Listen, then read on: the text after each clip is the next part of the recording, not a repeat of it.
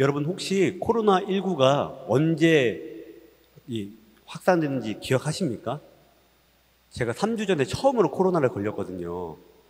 예, 처음 걸리다 보니까 너무 아프더라고요. 이게 뭐 그동안 무증상으로 지나갔을 수도 있는데 걸리다 보니까 몸이 예전 같지가 않더라고요, 여러분.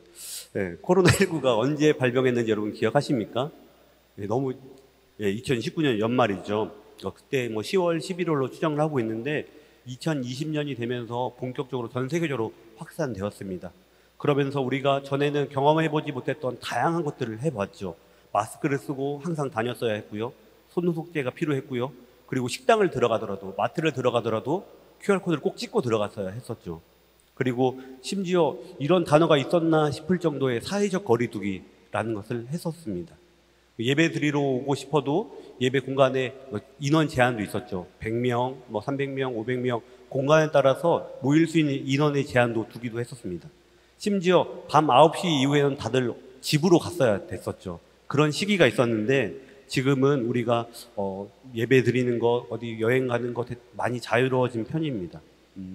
그런데 여러분, 코로나19가 한창이었을 때 저희가 예배를 드리지 못하고 모이지 못할 때 그 어려움들 기억하시죠? 근데 곰곰이 생각해보면 코로나19가 확산되기 전에 코로나19로 모일 수 없을 때 그 이전에도 상황을 보면 우리는 예배를 때로는 쉽게 소중히 여기지 못했던 것 같기도 합니다.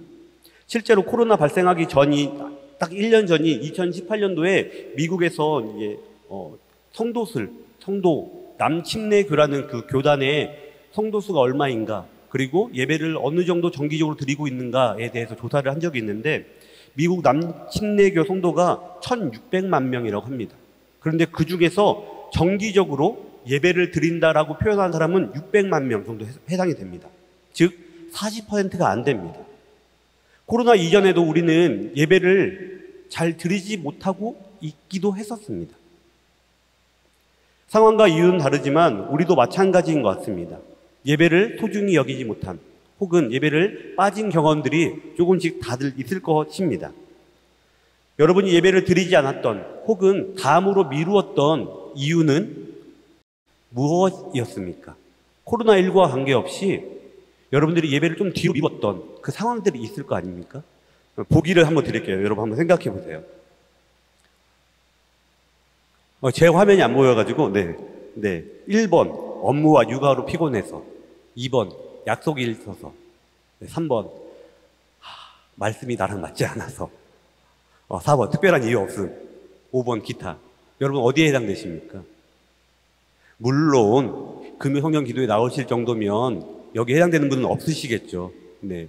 하지만 가끔은 여행 혹은 애경사 등으로 인해서 빠지는 경우가 종종 있으시죠. 실제로 3개월 전에 한 설문조사에서 발표가 됐는데 30대, 40대 결혼한 그리스도인들에게 예배를 잘 드리지 못하는 이유가 무엇입니까? 라고 물었습니다. 코로나가 끝났는데 현장 예배를 잘 들어오지 못하는 이유가 무엇입니까? 라고 물었는데 그 이유가 1번입니다.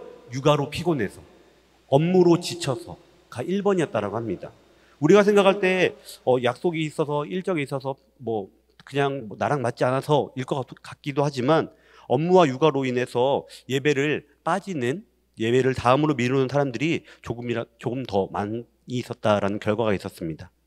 바라기는 오늘 말씀을 통해서, 이 다니엘 6장의 말씀을 통해서 예배를 드리지 않았던 그 상황, 그리고 그 상황들을 합리화했던 우리의 모습들이 조금 더 그리스도인다워지기를, 예배자다워지기를 간절히 소망합니다. 오늘 본문인 다니엘 6장은 바벨론에 이어 고대 근동을 지배했던 메대 다리오 왕이 통치하던 시절의 이야기입니다. 다리오 왕의 측근들은 패전국 출신이던, 자신들보다 정치 서열이 더 높던 메대의 정치 서열 2인자 이 다니엘이라는 인물을 제거하기 위해서 7절의 말씀처럼 30일 동안 다리오 왕 이외의 존재에게 절하는 사람을 벌해하여 줄 것을, 사자굴에 던져서 처형해 줄 것을 요청합니다. 그리고 다리오 왕의 승낙을 받게 되죠. 더욱이 이 법은 왕의 도장을 찍어서 그 무엇으로도 철회할 수 없는, 변경할 수 없는 규례에 따라 공포되었기에 메대의 총리로 메대의 전국을 다스리던 다니엘은 당연히 이 법을 알고 있었습니다. 법의 목적도, 법을 세우자고 한 사람도, 이 법을 통해서 누구를 제거하고자 했는지도 이 다니엘은 정확히 알고 있었습니다. 하지만 다니엘은 이 모든 것을 알고 있음에도 불구하고 예전처럼, 전처럼 하나님을 향해 기도하며 예배했습니다. 절대 권력자가 아닌, 왕이 아닌, 그 누구도 피하거나 바꿀 수 없는 그 법령이 아니라 하나님을 향해 그대로 정확하게 예배를 드렸던 것이죠. 오늘 본문의 10절 말씀을 함께 읽겠습니다. 본문의 10절입니다. 다니엘이 이 조서에 왕의 도장이 찍힌 것을 알고도 자기 집에 돌아가서는 윗방에 올라가 예루살렘으로 향한 창문을 열고 전에 하던 대로 하루 3번씩 무릎을 꿇고 기도하며 그의 하나님께 감사하였더라. 아멘. 여러분, 다니엘의 이 선택 동의하십니까? 다니엘의 이 결정 공감이 되십니까? 다니엘이야말로 진짜 예배자다라는 생각이 드십니까? 아니면 꼭 이렇게까지 해야 되나? 30일만 참으면 안 되나? 아니, 시간이라도 장소라도 좀 바꾸면 안 되나? 아니면 창문이라도 좀 닫고 하면 안 되나? 라는 생각이 들지 않으십니까? 쉽게 말해 다니엘은 현실성도 융통성도 제로인 상태인 것입니다. 결국 바벨론에 의해 멸망당한 남유다 사람으로 메대에 의해 또 멸망당한 바벨론의 신하 출신이던 이 다니엘은 자신보다 지위가 낮던 메대 출신의 신하들의 그 의도대로 전에 하던 대로 하나님께 예배를 드립니다. 그리고 그것이 발각되어 사자굴에 던져지게 됩니다. 다니엘 6장 3절에서 다니엘은 마음이 민첩하여 총리들과 고관들 위에 뛰어났다라는 설명이 있는데 그것을 보면 다니엘의 이 선택은 더 이해가 안 됩니다. 더 받아들일 수가 없죠. 그렇다면 다니엘은 왜 이런 선택을 하게 된 것일까요? 우리가 쉽게 이해할 수도 없고 공감할 수도 없고 융통성도 없는 이 선택, 꽉 막힌 이 행동을 왜 한 것일까요? 다니엘이 이처럼 꽉 막힌 행동을 한 이유는 바벨론, 메대라는 전쟁에서 이긴 국가의 입장에서 볼 때 점령, 멸망당한 이방이지만 국제 형세에 따라서 나라와 왕이 바뀌어도 총리직을 60년간 유지할 정도로 당시에 그 누구보다 뛰어난 지혜와 통찰력을 가진 인물임에도 불구하고 단 하나를 가지고 있지 못했습니다. 그것은 무엇이냐? 바로 하나님을 예배하지 않는 방법입니다. 다니엘은 그 누구보다 뛰어난 인물이었고 통찰력을 가진 인물이었음에도 불구하고 어떻게 하면 하나님께 예배하지 않을 수 있는가? 이 방법을 모르는 인물이었습니다. 다니엘 1장 말씀을 살펴보면 바벨론에 의해 남유다가 멸망당합니다. 그리고 남유다의 왕족과 귀족의 자제들은 바벨론으로 포로로 끌려와서 바벨론식으로 교육을 받게 되죠. 그리고 우리가 잘 알고 있는 것처럼 다니엘은 바벨론식으로 교육받고 성장하는 것을 거부하고 다니엘 1장 8절의 말씀처럼 뜻을 정하여 왕의 음식과 그가 마시는 포도주를 마시지 않겠다. 그것으로 내 몸을, 내 마음을 더럽히지 않겠다라고 결단하게 됩니다. 이러한 그의 결단에 하나님께서는 바벨론식으로 교육받았던 그 누구보다 뛰어난 외모를 주셨습니다. 바벨론식으로 교육받던 그 누구보다 10배 더 뛰어난 학문과 지식과 판단력과 지혜를 그에게 주셨고 결국은 패전국 출신임에도 불구하고 다니엘은 총리가 되게 됩니다. 이뿐만이 아니라 느부갓네살 왕의 그 금신상에 절하지 않으면 풀무불에 던져진다라고 던져짐에도 불구하고 다니엘의 새 친구도 마찬가지였죠. 나는 모든 신 중의 신, 만왕의 왕이신 하나님께만 절하고 예배하겠다, 기도하겠다라는 그런 결단을 보여준 것이 바로 다니엘과 그의 친구들이었습니다. 다시 말해 다니엘의 입장에서는 지금 자신을 죽이려는 세력이 있고 그 방법이 분명하지만 하나님께 예배하지 않는 방법, 하나님께 예배하지 않는 것은 자신에게 용납이 되지 않는 것입니다. 지금까지 자신을 인도하신 하나님께 모든 것을 감사드려야 되는데 그것을 내 생명이 빼앗긴다 할지라도 하지 않는다는 것은 할 수 없는 행동이었던 것이죠.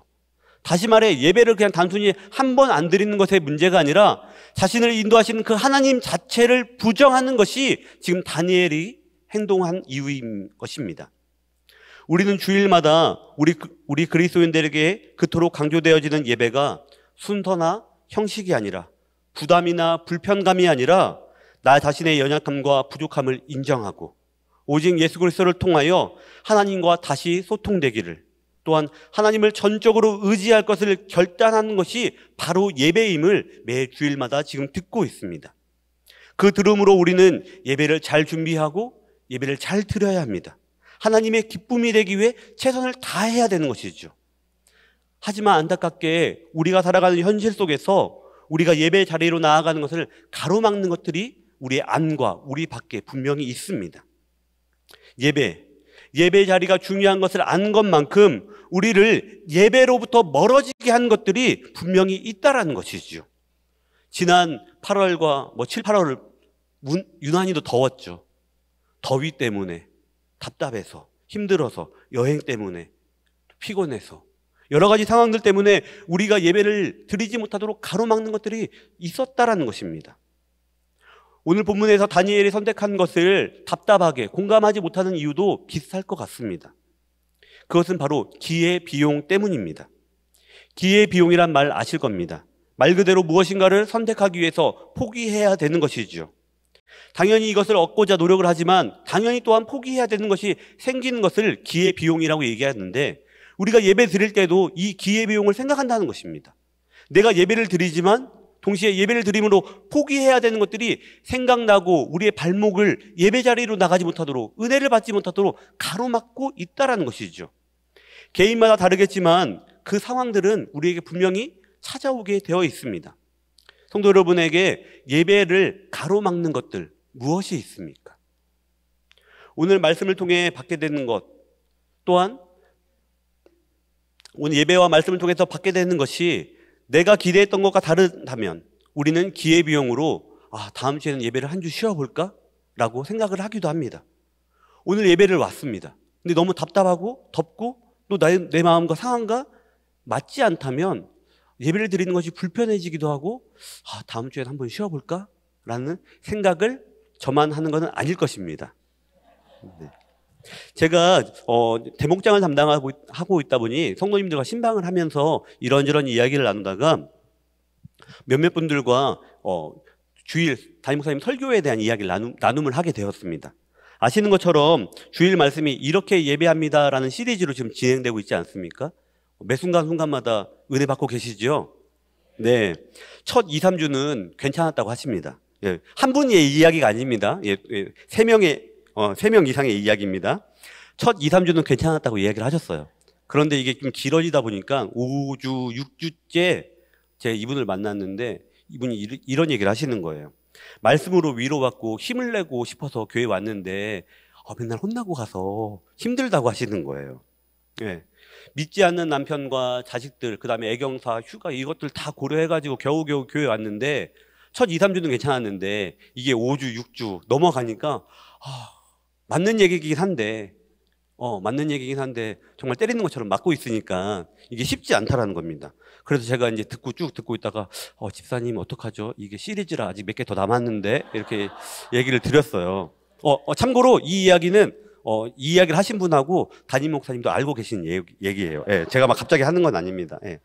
그래서 시리즈가 몇 번 더 남았습니다. 어쩌죠? 라고 이야기를 했더니 그분이 정말 다행스럽게도 지금은 괜찮다라고 이야기를 하시는 거예요. 그래서 이유를 여쭤보니까 공통된 게 2가지가 나왔습니다. 첫 번째는 뭐였냐면 내가 정말 예배를 잘 못 드리고 있구나를 깨달았다는 것입니다. 순서만 따라갔지 내 마음을 다해서 집중하지 못했구나.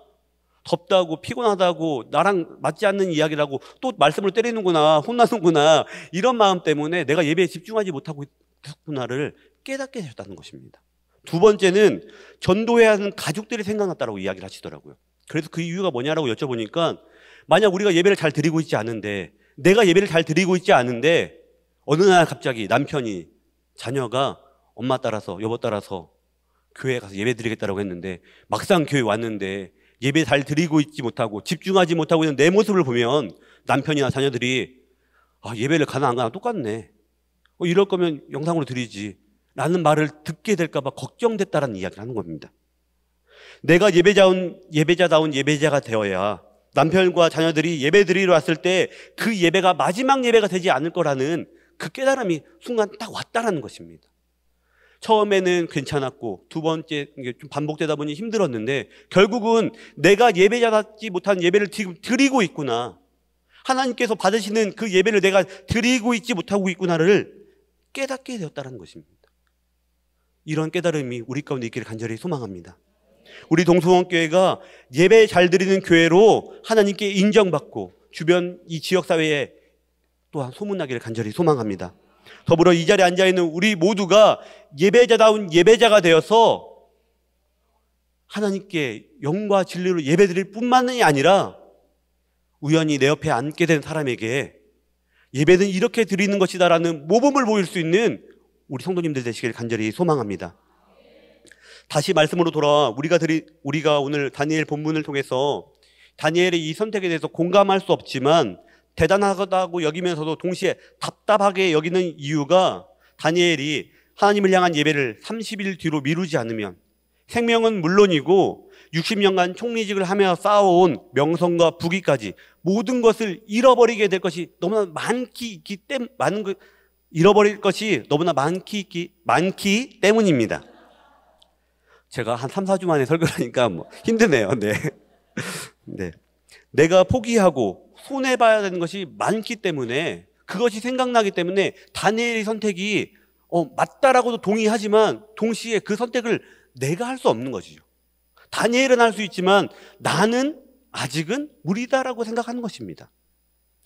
예배가 중요한 건 알고 있지만 예배가 있는 날짜와 시간에 내가 그 사람을 만나지 않으면 내가 그 일을 하지 않으면 그 손해를 보충하기 위해서 더 많은 시간을 투자해야 되는 것, 다시 노력해야 되는 것이 손해라고 여기기 때문입니다. 하지만 내가 오늘 빠진 이 예배는 정말 다행히도 다음 주에 또 있기 때문에 유튜브로 틀면 또 나오기 때문에 내가 예배를 선택하지 않아도 다행으로 여기는 것이죠.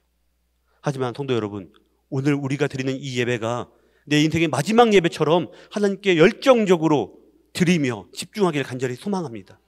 그런 예배를 우리가 드릴 수 있어야 되는 것이죠. 다니엘은 최악의 선택, 우리가 정말 답답하다고 생각할 정도의 최악의 선택을 합니다. 하지만 그 최악의 선택이 최악의 결과로 이어지지는 않습니다. 16절의 말씀을 함께 읽겠습니다. 23절의 말씀을 함께 읽겠습니다. 23절입니다.